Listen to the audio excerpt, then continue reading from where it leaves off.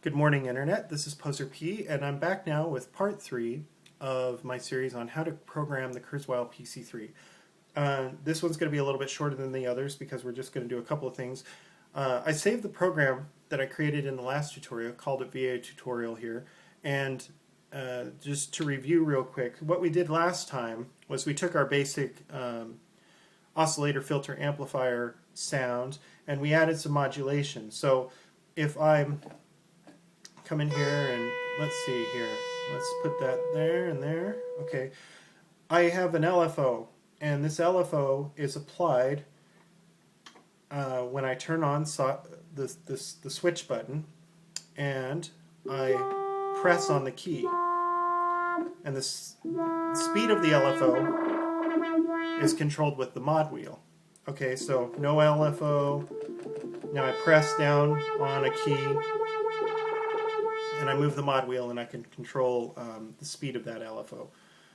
Now let's say, for instance, that I want to also have that LFO on all the time, and I want to be able to control whether or not the LFO is on all the time, or whether I am using the aftertouch to control the depth of the LFO. So let me show you what I mean.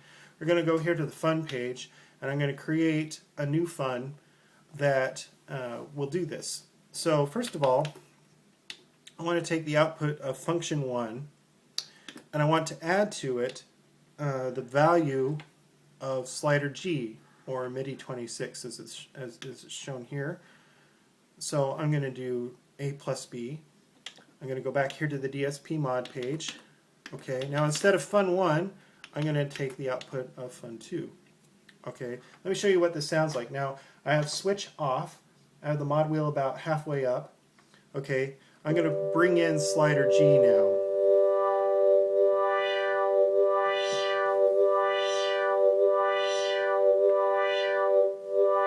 So now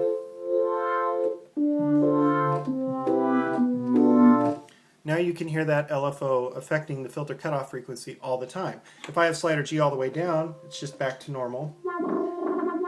If I turn on switch, I then have LFO depth being controlled by aftertouch. Now, this sound is pretty cool. I like it, but I want to make a couple of modifications to it. One of the first things I'm going to do is I'm going to make it thicker by duplicating this layer and detuning the second layer.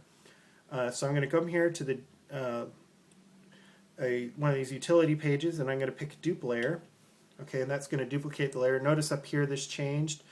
I now have 2 layers, and if you go to the Chan layer buttons to the left of the display and go up and down, you can switch between the 2 layers. Each of these layers has their own separate set of funds, their own envelopes, their own all these settings are independent basically per layer. So I can come in here and go to the DSP control page and I can do detuning. Let me do about 8 cents of detuning. Okay.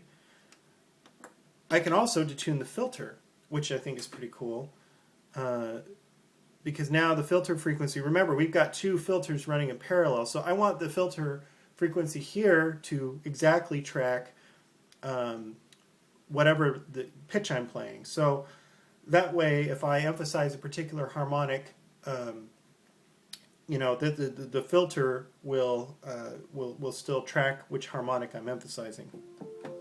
So now you can hear the effect of this. So let me bring in slider G, turn down my LFO speed.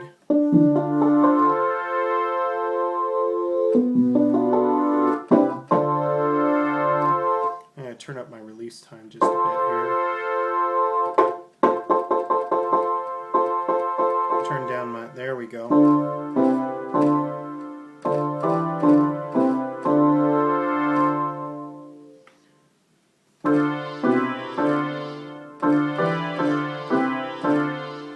There we go. Now that's a lot better.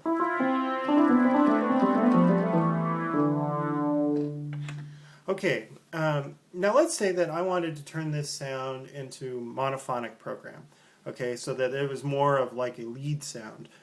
I'm going to show you how to do that right now. We're going to go to the common page. Now this stuff does apply across all layers. And so you can here set things that are going to apply to the whole program. So I'm going to go ahead and go over to monophonic, turn it on.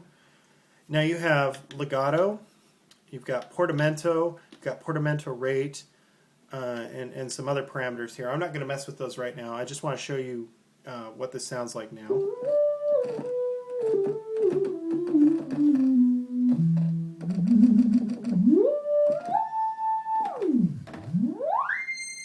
Let's open up that filter.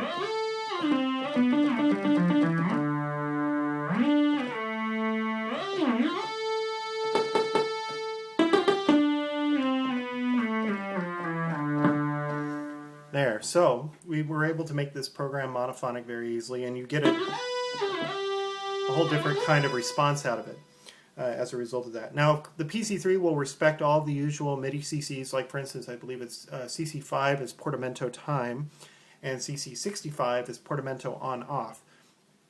And the PC3 will respect those. So if you have a MIDI, an external MIDI controller, or you're in program mode, in setup mode, and you want to use the 8 switches to the right-hand side to control things like turning monophonic on and off, you can do that.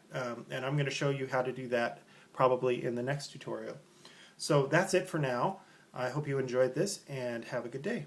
Thanks for watching.